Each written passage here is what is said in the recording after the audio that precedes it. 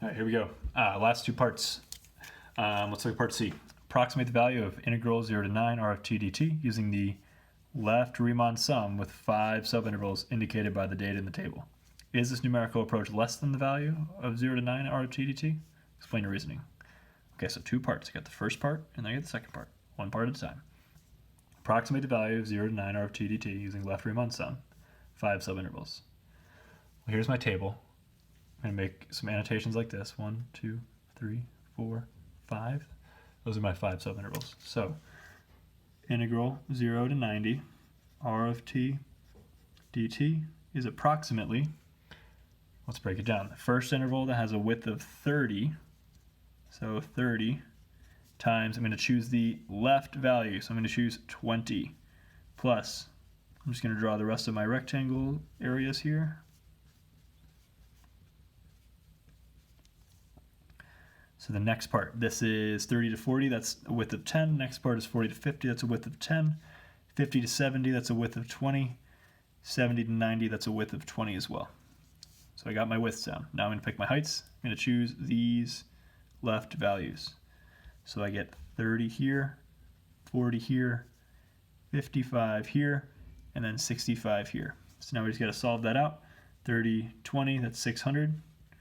Plus 10, 30, that's 300. Plus 10, 40, that's 400. Plus 20, 55, that's 2 times 55, that'd be 110, add a 0, 1100. Plus 20 times 65, 2 times 65 would be 130, add a 0, 130. 1300 rather. So then here I get 900, 1300, 2400, 3700. 3700. Okay, so I have that answer. That's my approximate value. Now I need to say, is it less than the value of this? Well, let's consider that. Here's my graph. If I ran a left Riemann sum, that would look something like this. Whoops. Which I see is under the curve. So I know the answer is going to be under, but what's the reasoning for that? What's my reasoning? Well, I see the graph is increasing. The graph is increasing, so the left Riemann sum will be underneath. The approximation will be less than the value of the integral from 0 to 90 r of t dt because the function r of t is increasing on the interval 0, 90. Nice. Okay, let's get this last part. D, for 0 to b, 0 to b, 0 less than b, less than or equal to 90 minutes. Explain the meaning of 0 to b r of t dt in terms of fuel consumption for the plane. And then explain the meaning of 1 over b integral 0 to b r of t dt in terms of fuel consumption of the plane. Indicate units of measure in both answers. Okay, so I have this first part, second part, and then I got to remind myself to do that. Let's break this down. 0 to 90 minutes, explain the meaning of r of t dt. So integral from 0 to b, r of t dt. Well, I had the rate, r was the rate of consumption, and I took the integral of that. So this is going to be a quantity. So I know my units are going to be gallons, because that's how I'm measuring the amount of fuel. So 0 to b, r of t dt is the amount of gallons consumed between 0 and b. We in minutes? What were we? We were in minutes. Minutes with units of gallons.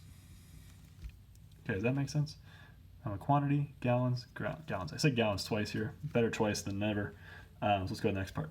This is 1 over b, 0 to b, r of t dt. This looks oddly familiar. This is my average value formula. So let's break that down. 1 over b minus 0, technically, from 0 to b, r of t dt. What's the average value of the rate? So this is the average rate of fuel consumption. And then I need to have some context. The average rate of fuel consumption from 0 to b. So let's write that down. 1 over b, integral 0 to b, r of t dt is the average rate of fuel consumption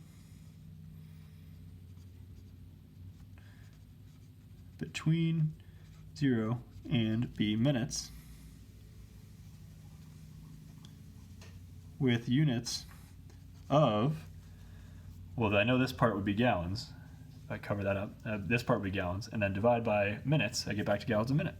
Gallons per minute. That's my answer. All right, that concludes this round of FRQ practice. Hope you found these videos helpful. Feel free to comment on Google Classroom or the videos. I'll be out for a little bit, so let me know.